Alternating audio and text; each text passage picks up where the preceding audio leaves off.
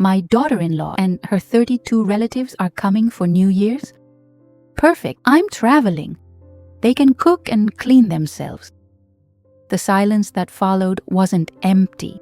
It was full, heavy with years of accumulated resentment, unspoken boundaries, and the sudden shift of power in my own kitchen. Brittany's perfectly contoured face went through several expressions before settling on something between disbelief and panic. First, let me thank you for watching Letters to Helen. Please subscribe and tell us in the comments where you're watching from. Your messages truly brighten my day. And today's special shout out goes to Margaret from Georgia. Thank you for being part of our family. My name is Dolores. At 66, I've learned that wisdom isn't about knowing everything. It's about knowing when enough is enough.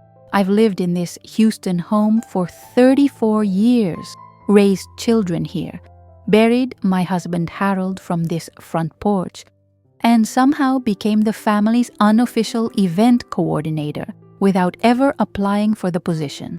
Time doesn't pass, it accumulates. Each holiday, each gathering, each Dolores will handle it, had layered upon my shoulders until I couldn't remember who I was beneath the weight of everyone else's expectation.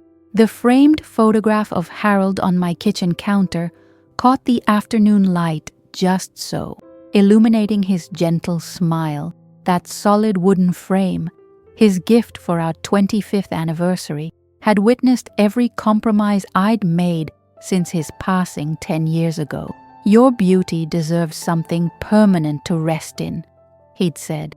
I wondered now if he'd meant my spirit too. Brittany's manicured fingers clutched her designer purse like a lifeline. Those hands had never known the exhaustion of scrubbing turkey grease from a roasting pan at midnight, or the ache of standing for 12 hours preparing a feast for people who barely acknowledged your presence. What do you mean you're traveling? Her voice carried that particular pitch of entitlement I'd grown to recognize. Ethan promised I could count on you for New Year's. We've already told everyone about your famous cornbread and that special punch you make. I reached for my worn leather planner, the one that had carried me through nursing school, Harold's long illness, and every family crisis since. Its pages held more than appointments now. They held my revolution. Promised, I repeated softly, tasting the word like medicine. How interesting that promises were made about my time without consulting me.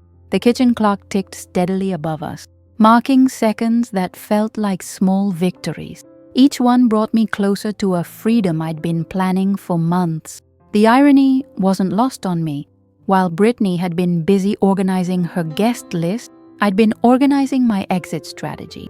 I flipped open my planner deliberately, letting the pages whisper against each other.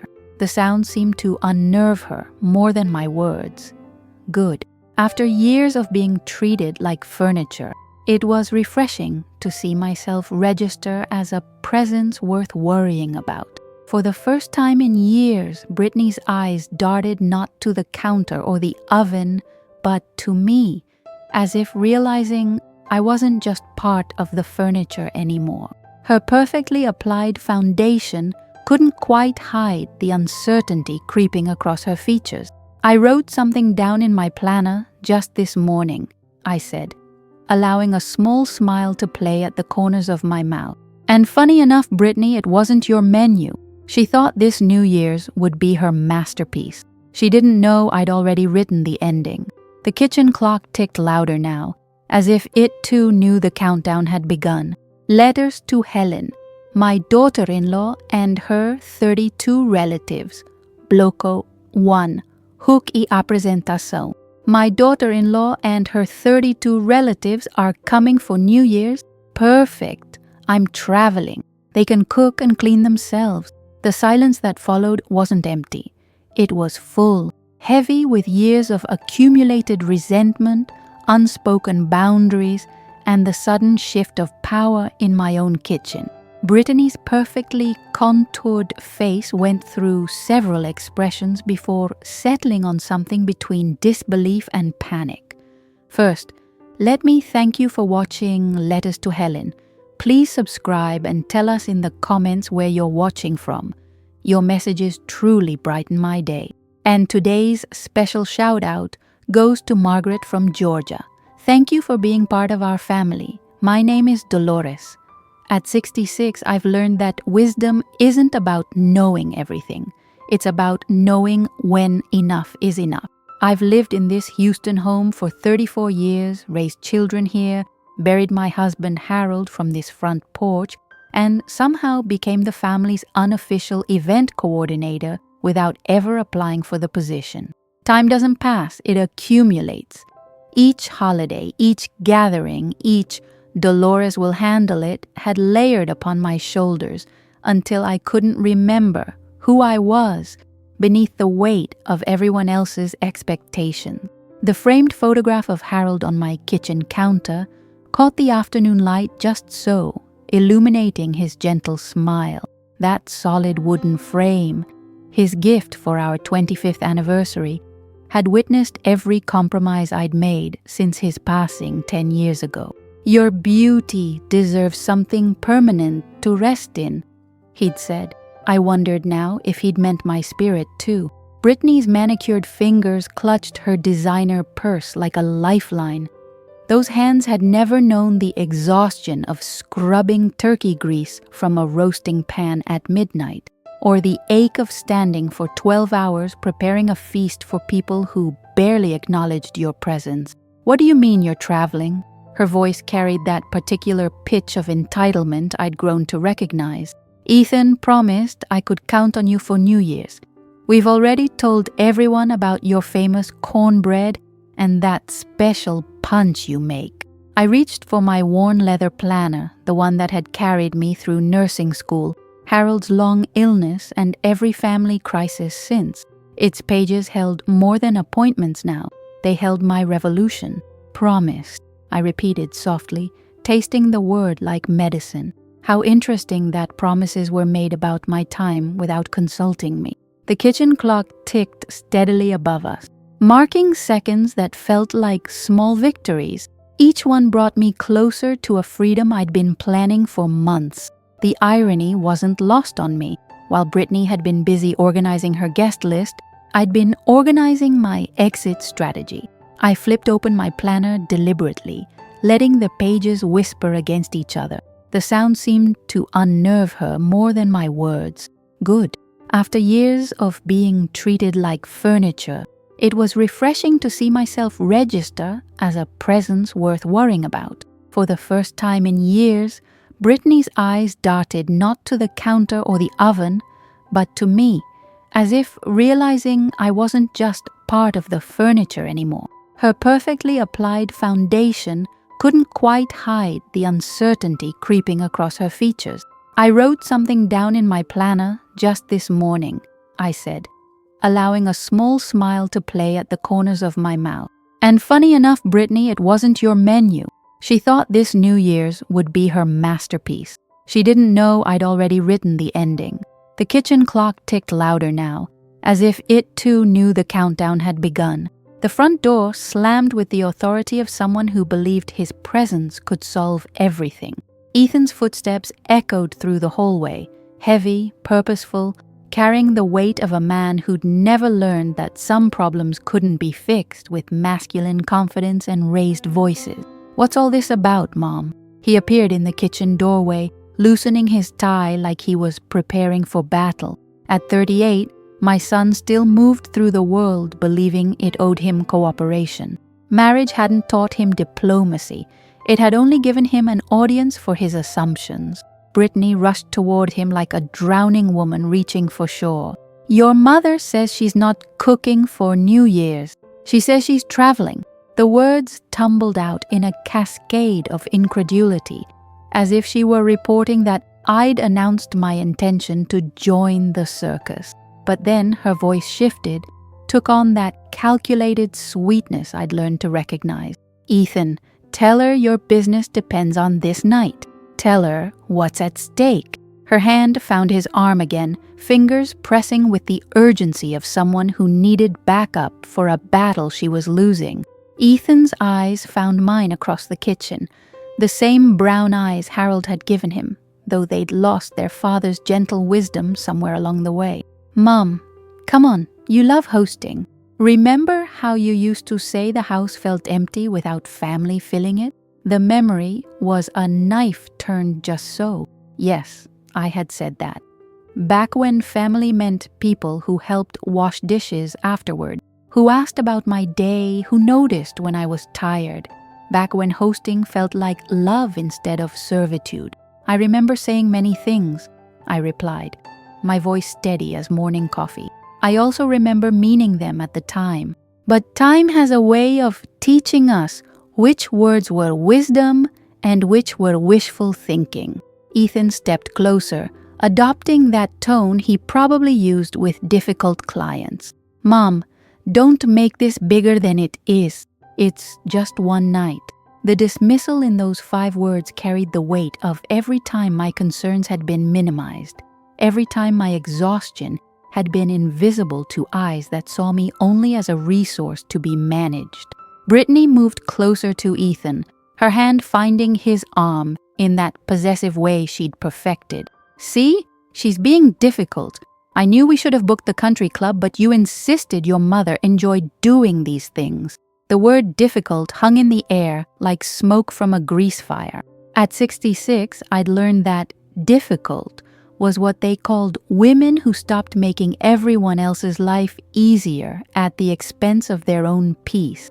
I opened my worn Bible, another witness to this family's history, and found the bookmark Harold had made me from pressed flowers. Some traditions deserved preservation, others deserved burial. The pressed violets still held their faint purple, a reminder that beautiful things could endure when handled with care. "Tell me, Ethan," I said, not looking up from the page, "when exactly did you and I discuss my New Year's availability?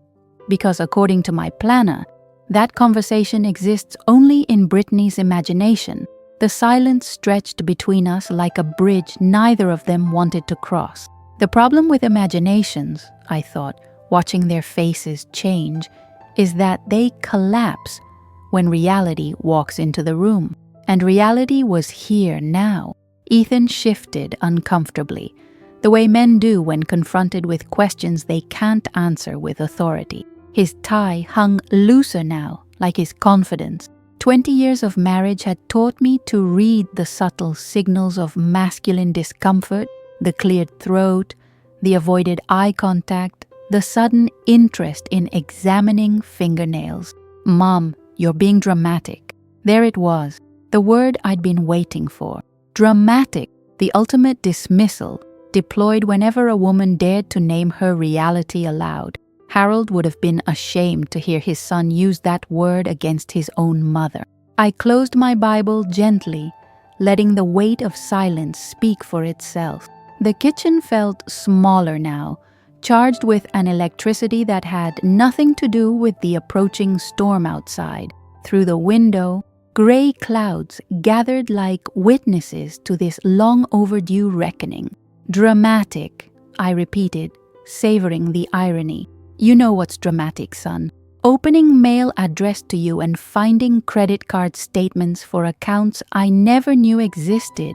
Discovering applications for loans using this house as collateral. Finding receipts for a vacation to Cabo that somehow I wasn't invited to join."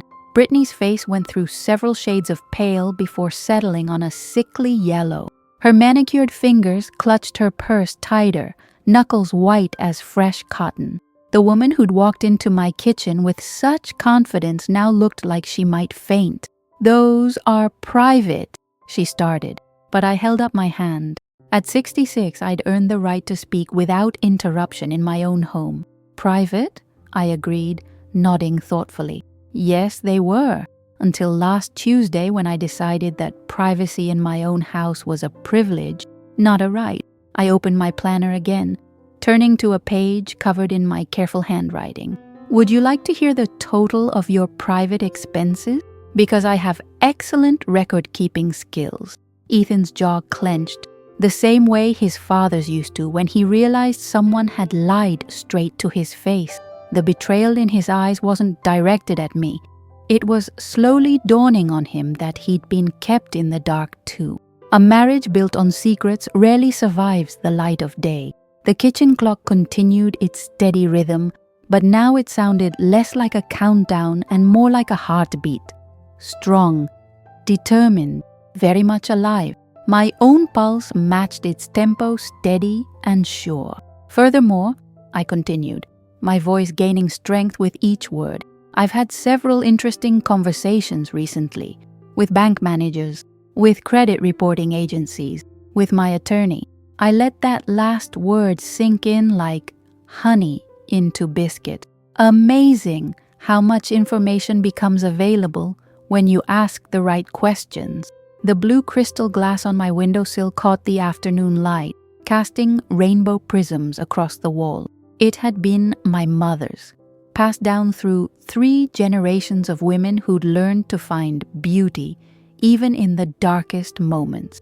Today, those rainbows felt like a promise. I closed my planner with deliberate precision, the sound sharp as a judge's gavel. And Brittany, you should know, I'm not the only one who's seen these numbers. Some of your family members are very curious too.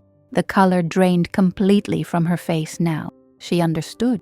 The same relatives she'd been planning to impress were about to learn exactly how their golden girl had been financing her lifestyle. Because Brittany, your masterpiece of a New Year's party, it was already collapsing. And the clock was almost at midnight. The silence that followed wasn't uncomfortable for me anymore. It was the kind of quiet that comes after a storm passes, when the air feels clean and charged with possibility.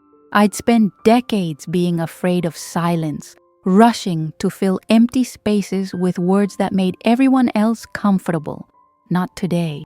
Brittany's breathing had become shallow, rapid little gasps that reminded me of my patients who'd just received life-changing diagnoses. The same shock, the same desperate search for an escape that didn't exist. Her perfectly arranged world was crumbling, and she could feel every foundation stone shifting beneath her feet. "What family members?" she whispered, and I could hear the child in her voice now, the little girl who'd been caught with her hand in the cookie jar. Amazing how crisis strips away our pretenses, reveals who we really are beneath all the careful construction. I reached for my blue crystal glass, the one that had belonged to my grandmother, then my mother, now me. 3 generations of women who'd learned that sometimes the most powerful thing you could do was simply refuse to bend. The afternoon sun caught its faceted surface, sending tiny rainbows dancing across the kitchen walls. "Your Aunt Patricia, for one," I said, taking a slow sip of the sweet tea that had grown warm while we talked. She was quite interested when I mentioned the loan applications. "And your cousin David, the one who works at the bank? Well, let's just say he has access to very interesting information when he wants to help protect family assets." The irony was delicious. Brittany had spent years cultivating these relationships, playing the perfect niece and cousin, building a network of wealthy relatives who could open doors and write checks. She'd never imagined that same network could turn against her. Ethan looked like a man watching his house burn down while standing in the rain. Everything he thought he knew was shifting, reshaping itself into something he didn't recognize. "Mom, what are you talking about? What loan applications?" And there it was. The moment I'd been waiting for. The question that proved what I'd suspected all along. My son knew nothing about his wife's financial maneuvering. He'd been as much a victim as I had, just better fed and more comfortable in his ignorance. "The ones using our family home as collateral, son. The ones your wife signed using your name and my property as security. The ones that could have cost us everything Harold and I spent 40 years building." The kitchen clock chimed 4:30, and the sound seemed to echo longer than usual. each note hanging in the air like an accusation. Time was becoming precious now, each tick bringing us closer to the moment when all pretenses would fall away. I opened my planner one more time, turning to a page marked with a small sticky note. The confirmation number was written there in my careful script, along with a departure time and gate number. "My flight leaves at 8:45 tomorrow morning," I announced, my voice carrying the calm authority of someone who'd made peace with her decisions. "Direct to Charleston. I'll be spending New Year's Eve in a lovely bed and breakfast overlooking the harbor." The explosion I'd been expecting finally came. What followed was not the dignified response of a mature woman confronted with her mistakes. It was raw, desperate, and ugly in the way that only panic can produce. Brittany's voice pitched into something between a shriek and a sob, her carefully maintained composure shattering like fine china hitting concrete. "You can't do this to us." She lunged forward, her hands gripping the edge of my kitchen table so hard her knuckles went white. "Do you have any idea what this will do to Ethan's reputation, to his business? People are expecting us to deliver on this party." I watched her performance with the detached interest of someone who'd seen genuine suffering in hospital corridors. This wasn't pain. This was the tantrum of someone whose chess pieces had been swept from the board by an opponent she'd underestimated. The true revolution I'd learned over 6 decades doesn't happen in the shouting. It happens in the quiet moments when a woman stops bending, stops apologizing, stops making herself smaller to accommodate other people's comfort. My power didn't need to raise its voice to be felt. "You're being selfish." Brittany's accusations came rapid fire now, desperation making her careless with her words. "After everything we've done for you, who drove you to the doctor when you had that scare last year? Who brings you groceries when you can't get out?" The guilt playbook. I'd been waiting for this too. The carefully catalogued list of minimal kindnesses presented as if they were monumental sacrifices. How many women my age had heard this same script? How many had folded under the weight of manufactured debt? "Those groceries," I said quietly, opening my Bible again to a passage Harold had marked years ago about wisdom and discernment, "were paid for with money from an account you opened using my social security number. The doctor visits were necessary because of stress-related symptoms that, I now realize, had everything to do with living in a constant state of financial anxiety."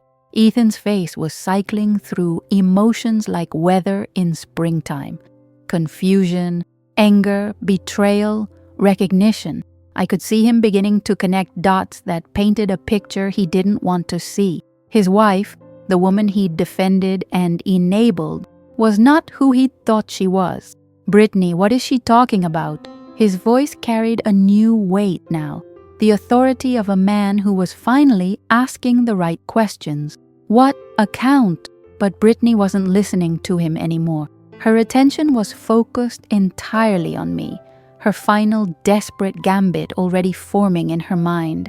I could see it in the way her posture shifted, the calculated tears beginning to gather in her eyes. "Fine," she said, her voice dropping to what she probably thought was a more effective register. "You want to destroy your son's marriage? You want to tear this family apart? Is that really what Harold would have wanted?" The kitchen felt suddenly smaller, the air thick with manipulation and expired promises. Outside, storm clouds were gathering for real now, darkening the afternoon light that filtered through my grandmother's crystal. She'd made a fatal error. Invoking Harold's name in service of her schemes was like striking a match near gasoline. Some boundaries, once crossed, change everything that follows. The silence that followed Brittany's words wasn't empty. It was expectant, like the moment before thunder, when the air itself seems to hold its breath. She'd crossed into sacred territory now, weaponizing my husband's memory in service of her manipulations. If she'd known Harold at all, she would have understood how profoundly she'd miscalculated. I set down my crystal glass with deliberate care, the way one handles something precious that could shatter if treated roughly. The sound it made against the wooden table was small but final, like a period at the end of a very long sentence. "Harold," I repeated, tasting his name like wine that had aged into something both sweet and complex. You want to know what Harold would have wanted? Time accumulated around us, not the artificial urgency of Brittany's manufactured crisis, but the deep time that comes with decades of shared mornings, whispered conversations, and the kind of love that learns to speak in gestures rather than grand declarations. I reached for Harold's photograph, lifting the heavy wooden frame with both hands. The weight of it had always surprised visitors, but Harold had chosen solid oak for a reason. "Built to last," he'd said, the same words he'd used about our marriage, our home, our family. "Harold," I continued, my voice carrying the authority of someone who'd earned the right to speak for the dead, "spent 43 years watching me put everyone else's needs before my own. He watched me apologize for taking up space in my own home, watched me shrink to make room for other people's comfort." Brittany's mouth opened, but no sound emerged. Good. She was beginning to understand that this wasn't a negotiation anymore. "You know what Harold told me 3 days before he passed?" I held his photograph so that the afternoon light caught his smile. He said, "Dolores, I've loved watching you care for everyone around you, but who's going to care for you when I'm gone?" The kitchen clock continued its steady rhythm, marking moments that felt like decades. Each tick carried the weight of all the times I'd said yes when I meant no, all the holidays I'd hosted when I was exhausted, all the smiles I'd worn when my heart was breaking. "He made me promise," I said, my voice gaining strength with each word, "that I would never let anyone, family or otherwise, treat his home, his wife, or his memory as something to be used up and discarded." Ethan's face had gone pale. His father's words, filtered through his mother's voice, carried an authority he couldn't dismiss or argue with. The man who'd raised him was speaking from beyond the grave, and the message wasn't what Brittany had hoped for. I stood slowly, Harold's photograph still cradled in my hand. At 66, I'd learned that sometimes the most powerful thing you could do was simply refuse to bend. My power didn't need drama or raised voices. It was as steady and sure as the kitchen clock that had witnessed 40 years of our marriage. "So when you ask what Harold would have wanted," I said, meeting Brittany's desperate gaze with the calm certainty of someone who'd found her footing on solid ground, "the answer is simple. He would have wanted his wife to finally stop apologizing for taking up space in her own life." The storm outside chose that moment to announce itself with a low rumble of thunder, as if the sky itself was underscoring my words. But inside my kitchen, despite the electricity in the air, I felt perfectly calm, because I wasn't finished yet, not by a long shot. Watched her performance with the detached interest of someone who'd seen genuine suffering in hospital corridors. This wasn't pain. This was the tantrum of someone whose chess pieces had been swept from the board by an opponent she'd underestimated. The true revolution I'd learned over 6 decades doesn't happen in the shouting. It happens in the quiet moments when a woman stops bending, stops apologizing, stops making herself smaller to accommodate other people's comfort. My power didn't need to raise its voice to be felt. "You're being selfish." Brittany's accusations came rapid fire now, desperation making her careless with her words. "After everything we've done for you, who drove you to the doctor when you had that scare last year? Who brings you groceries when you can't get out?" Ah, the guilt playbook. I'd been waiting for this too. The carefully catalogued list of minimal kindnesses presented as if they were monumental sacrifices. How many women my age had heard this same script? How many had folded under the weight of manufactured debt? "Those groceries," I said quietly, opening my Bible again to a passage Harold had marked years ago about wisdom and discernment, "were paid for with money from an account you opened using my social security number. The doctor visits were necessary because of stress-related symptoms that, I now realize, had everything to do with living in a constant state of financial anxiety." Ethan's face was cycling through emotions like weather in springtime. Confusion, anger, betrayal, recognition. I could see him beginning to connect dots that painted a picture he didn't want to see. His wife, the woman he'd defended and enabled, was not who he'd thought she was. "Brittany, what is she talking about?" His voice carried a new weight now, the authority of a man who was finally asking the right questions. "What account?" But Brittany wasn't listening to him anymore. Her attention was focused entirely on me, her final desperate gambit already forming in her mind. I could see it in the way her posture shifted, the calculated tears beginning to gather in her eyes. "Fine," she said, her voice dropping to what she probably thought was a more effective register. "You want to destroy your son's marriage? You want to tear this family apart? Is that really what Harold would have wanted?" The kitchen felt suddenly smaller, the air thick with manipulation and expired promises. Outside, storm clouds were gathering for real now, darkening the afternoon light that filtered through my grandmother's crystal. She'd made a fatal error. Invoking Harold's name in service of her schemes was like striking a match near gasoline. Some boundaries, once crossed, change everything that follows. I returned Harold's photograph to its place on the counter, but kept my hand resting gently on the frame. The solid oak beneath my palm felt warm, as if it still carried some echo of the man who'd chosen it with such care. Sometimes the most profound conversations happen with the dead.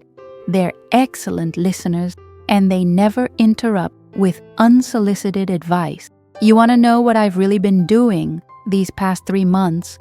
I asked, opening my planner to a section marked with a small blue ribbon. "While you've been planning your spectacular social debut, I've been having some very interesting conversations." The pages rustled with the weight of careful documentation. 43 years as a nurse had taught me that details matter, that the difference between life and death often lies in what others overlook. I'd applied those same skills to unraveling the financial web that had been spun around my family. "Your cousin Margaret, for instance," I continued, running my finger down a page of handwritten notes. "She was quite surprised to learn that you'd been telling people she endorsed your business ventures. Apparently, she'd never heard of half the investments you claimed she'd recommended." Brittany's face cycled through emotions like a broken traffic light. Red panic, yellow caution, back to red. She was beginning to understand that this wasn't the spontaneous rebellion of an elderly woman having a breakdown. This was the methodical dismantling of a house of cards by someone who'd spent months studying its architecture. "And your Uncle Charles, the one with the construction company? He had some fascinating things to say about those home improvement loans you've been securing. Turns out, he never gave you a quote for renovating this kitchen. In fact, he's never even been inside this house." For the first time, Ethan looked at his wife not as a partner, but as a stranger who had built her empire of lies on his silence. The recognition dawning in his eyes carried the weight of every conversation he'd never questioned, every explanation he'd accepted without investigation. "But the most interesting conversation," I said, closing the planner and folding my hands over it like a prayer, "was with your Aunt Patricia. You remember her, the one who supposedly inspired your passion for entertaining? The one whose approval you've been chasing for years?" The kitchen clock struck 5, and each chime seemed to echo longer than physics should allow. Time was becoming elastic here, stretching to accommodate truths that had been compressed for too long. The storm outside wasn't just weather, it was the sound of a year ending, of illusions collapsing before midnight ever arrived. New Year's wasn't going to be her rebirth, it was going to be her reckoning. Patricia told me something wonderful, I continued, my voice carrying the warm certainty of someone sharing good news. She said she'd always wondered why you never actually visited her, why all your communication happened through email and text messages, why you seemed to know so little about her actual life, despite claiming such a close relationship. Her words didn't just confirm my suspicions, they sharpened them into certainty. Brittany's breathing had become audible now, shallow gasps that reminded me of patients in the early stages of panic attacks. But I wasn't finished providing context. After years of living in confusion and doubt, clarity felt like a luxury I intended to savor completely. So Patricia and I arranged to meet for lunch, I said, reaching for my blue crystal glass and taking a deliberate sip of tea that had long since gone cold. Two elderly women comparing notes about a young relative they both cared about. It was illuminating. The silence stretched between us like taffy, sweet and dangerous. I could feel the weight of Ethan's attention, his growing understanding that everything he thought he knew was being rewritten in real time. His mother wasn't having a breakdown. She was having a breakthrough, and the most beautiful part was still to come. And Brittany, my dear, nothing exposes rot faster than fresh air. And tomorrow morning, Brittany, you'll feel the draft when your family walks through that door. The kitchen clock ticked toward 5:30, and with each passing second, I could feel the careful architecture of Brittany's deceptions crumbling like old mortar. Time, I'd learned, was the greatest detective, patient, methodical, always ready to expose what people thought they'd buried deep enough. Patricia and I didn't just have lunch, I continued, my voice carrying the measured rhythm of someone who'd spent months perfecting this moment. We had what you might call a fact-finding mission. Two women with decades of experience in reading between lines, comparing notes about someone they'd both been worried about. I opened my planner again, this time to a page covered in Patricia's elegant handwriting, notes she'd insisted on making during our conversation. Her banker's instinct for documentation serving us both well. Your aunt brought some very interesting documents to our meeting, I said, running my finger along the careful script. Bank statements, for instance, records of accounts that had been opened using family information, correspondence that she'd never actually sent, despite your claims that she'd written letters of recommendation. Brittany's face had gone beyond pale. She looked translucent now, as if all the color had been drained from her like water from a broken vessel. Her carefully constructed world wasn't just collapsing, it was dissolving entirely. But the most fascinating discovery, I continued, my voice gaining strength like a river gathering tributaries, was when Patricia showed me the real guest list for tomorrow night. Ethan's head snapped toward me with the sharp attention of a man suddenly understanding that he'd been living in a house of mirrors. What guest list? The storm outside chose that moment to unleash its first real fury. Rain pelting against the windows with the insistence of truth demanding to be heard. But inside my kitchen, despite the chaos building around us, I felt the deep calm that comes with finally speaking words that had been waiting years to be said. The list of family members who Patricia actually contacted, I explained, closing the planner with deliberate precision. The ones she reached out to after our lunch to warn them about what they might encounter if they came to celebrate New Year's Eve in this house. I reached for my worn Bible, opening it to a passage about foundations built on rock versus sand. Harold had marked it years ago, during one of his Sunday morning reflections about the importance of honesty in building anything meant to last. 32 people Brittany had promised, I said, letting that number hang in the air like incense. 32 relatives eager to see how well their golden girl had done for herself, how beautifully she'd established her home, how graciously she could entertain. The blue crystal glass caught the gray light filtering through storm clouds, casting muted rainbows across the table. Softer now, more subdued, like hope that had learned to be cautious. "But here's what's really going to happen tomorrow," I said, my voice carrying the quiet authority of someone who'd spent 3 months orchestrating this moment with the precision of a symphony conductor. 6 people are coming, 6 family members who know exactly what they're walking into. Brittany's breathing had become audible now, each inhale a small sob of recognition. The woman who'd built her identity on manipulation and carefully crafted appearances was finally seeing herself reflected in the unforgiving mirror of consequence. "They're not coming to be impressed, my dear," I continued, reaching across the table to gently touch her trembling hand. Not in comfort, but in the way a nurse touches a patient who needs to hear difficult news. "They're coming to bear witness." The kitchen felt smaller now, charged with the electricity of truth finally given room to breathe. Outside, the storm was building towards something magnificent and terrible, the kind of weather that clears the air completely. But the most beautiful part was still coming, because at 66 I'd learned that the most powerful revelations arrive not with thunder, but with the quiet certainty of dawn. The moment had arrived with the inevitability of sunrise after the longest night. I could feel it in the way the storm outside seemed to pause, as if even nature understood that some truths require perfect silence to be properly heard.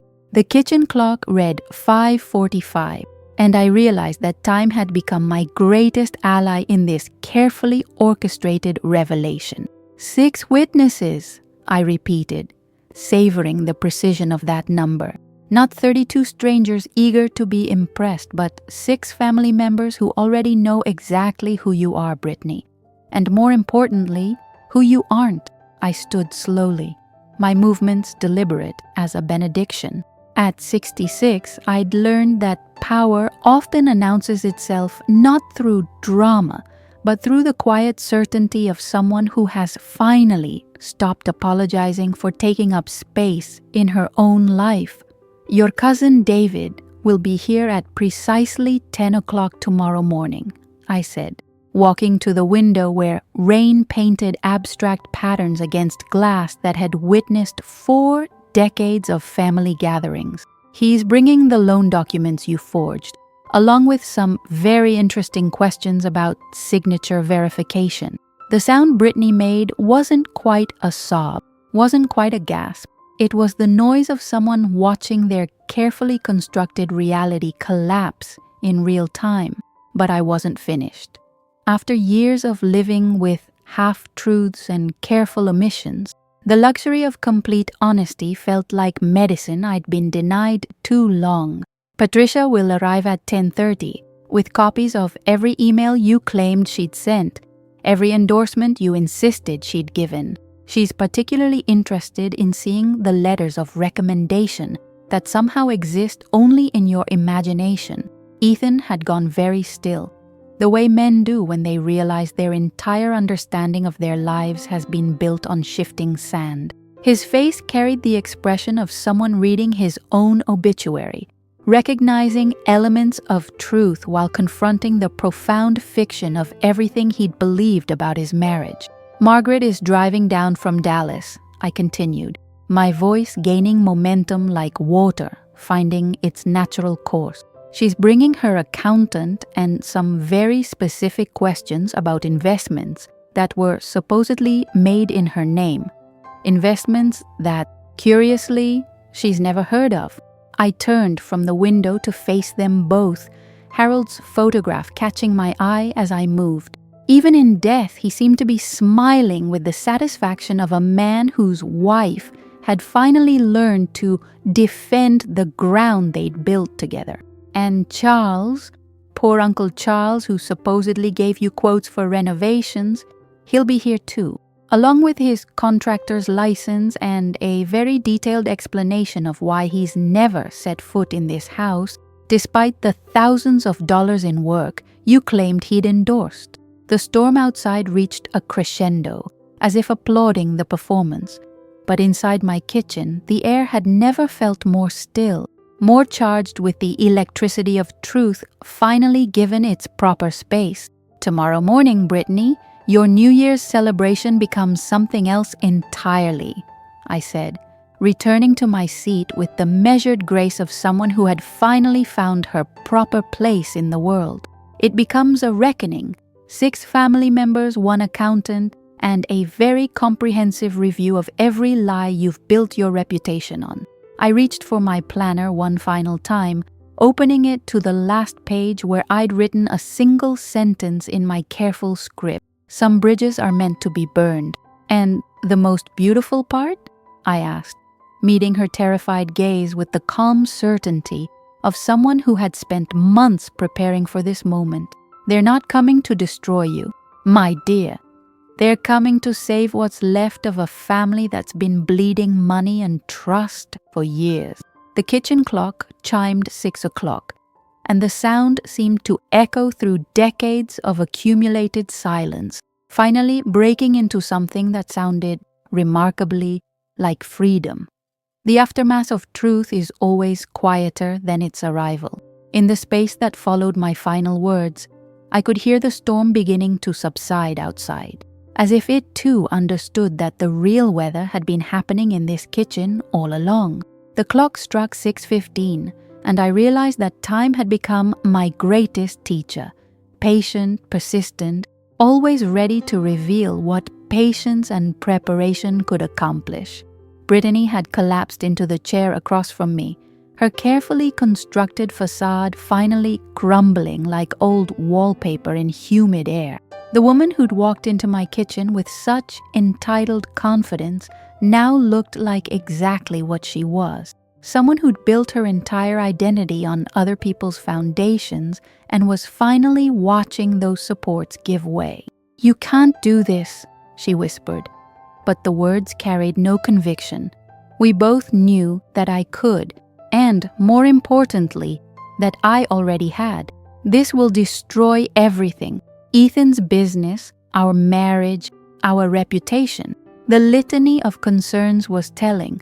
All external things, all about appearance and perception. Not once did she mention love or family or the bonds that should have made this conversation unnecessary in the first place. Ethan stood frozen in the doorway like a man caught between 2 lives, the one he'd been living and the one he was about to inherit. My son, Harold's son, finally seeing with clarity that sometimes the most loving thing you can do is refuse to enable destruction, even when it comes wrapped in family obligation. "Mom," he said, and his voice carried 40 years of history, bedtime stories and birthday cakes, scraped knees and graduation ceremonies, all the accumulated weight of a mother's love finally demanding to be treated with respect. I didn't know, I swear to you, I didn't know about any of this. I looked at him with the gentle forgiveness that only mothers can offer, but also with the clear-eyed assessment of a woman who'd learned that love without boundaries becomes complicity. "I know you didn't, son. That's exactly the problem." The rain had softened to a gentle patter now, the kind that washes things clean without violence.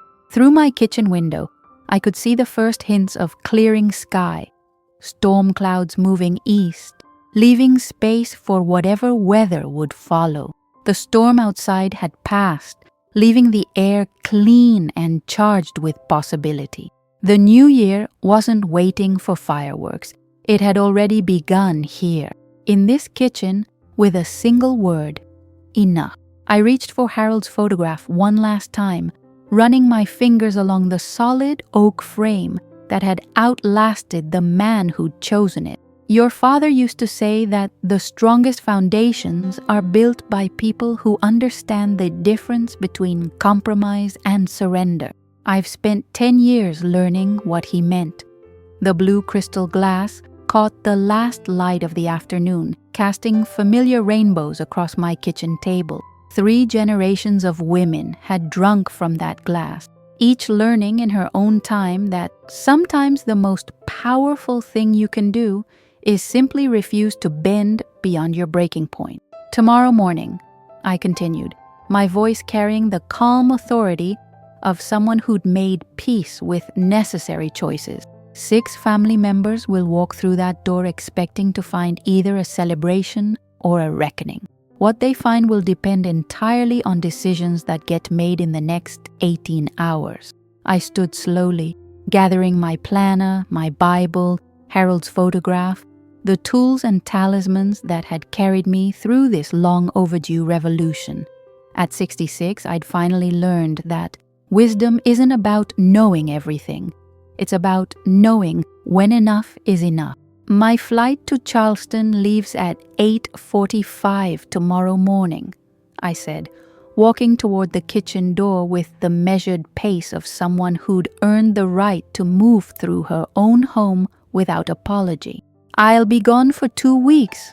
When I return, I expect to find a house that feels like home again, not a stage for performances I never auditioned for. The kitchen clock continued its steady rhythm, marking time that no longer felt like countdown but like heartbeat, strong, sure, very much alive. You see, Brittany, I said, pausing at the threshold between my old life and whatever came next, you made one crucial miscalculation.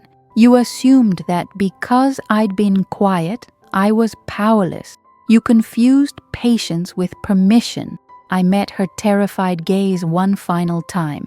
And now, Brittany, permission has officially expired. The afternoon light filtering through cleared skies illuminated my kitchen in a way that made everything look both familiar and transformed. This was still the room where Harold and I had shared 40 years of morning coffee and evening conversations. But it was also the space where I'd finally learned to speak in my own voice. The true revolution, I said, addressing not just the 2 people in my kitchen, but every woman who'd ever felt invisible in her own life, doesn't happen in the shouting. It happens in the quiet moments when you stop asking for permission to take up space in your own story. I turned toward the hallway, toward the suitcase I'd packed 3 days ago, toward the car that would take me to the airport and the life I'd spent 66 years learning how to claim. Behind me, I caught sight of Ethan in my peripheral vision. For once, he didn't look like Harold's son or Brittany's husband. He just looked like a boy who finally saw his mother clearly. The kitchen clock ticked toward 6:30, marking time that belonged entirely to me now. And for the first time in a decade, that felt like exactly enough. What would you have done in my situation? Have you ever faced a moment when staying quiet felt like betraying yourself? Please share your thoughts in the comments. And don't forget to tell me what city you're watching from. Don't forget to subscribe and like this video. It truly helps spread these letters to more people who need to hear them. Thank you so much for listening until the very end. This is Letters to Helen, and I'll see you in the next story.